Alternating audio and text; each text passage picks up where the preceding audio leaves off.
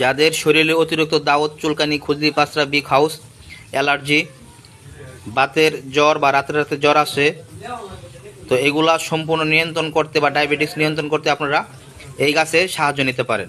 তা আশা করি আল্লাহর রহমতে আমি যে প্রসেসটা বলবো, যে এই প্রসেস আপনারা প্রয়োগ করেন, তাহলে আল্লাহর রহমতে সম্পূর্ণরূপে আপনারা ভিতর থেকে এই সমস্যাগুলো সমাধান হয়ে আসবে।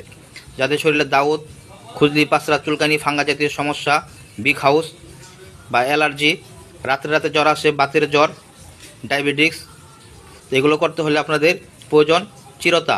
এটা হলো কালো মেঘ, বাংলাদেশে চিরতা বলে চালিয়ে দেয়, কিন্তু ইন্ডিয়ান যে কালো চিরতাটা, ওটা খুব পাওয়ার, খুব শক্তিশালী, ওটা খুব দ্রুত কাজ করে, ওটা দামও বেশি।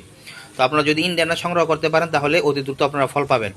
ওই ডালাগুলা বা পাতা, এগুলো সব কিছুই আপনাদের যেসব দোকানে কবিরাজি ওষুধ বিক্রি করে ওখানে পাউডার হিসেবে পাওয়া যায়। তো আপনারা ওইসব পাউডার কিনে এনে প্রতিদিন রাত্রে 1 চামচ করে ভিজিয়ে রাখবেন, সকালে খালি পেটে খেয়ে নেবেন।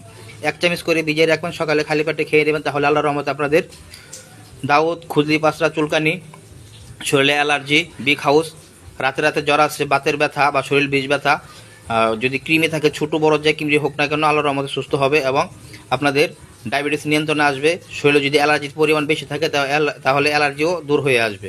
তো এটা বিভিন্ন রোগের কাজ করে থাকে। আপনারা এটা প্রতিদিন খেয়ে যান, আল্লাহর রহমতে একটানা যদি 8 থেকে 10 দিন খেতে পারেন তাহলে এসব রোগের হাত থেকে মুক্তি পাবেন।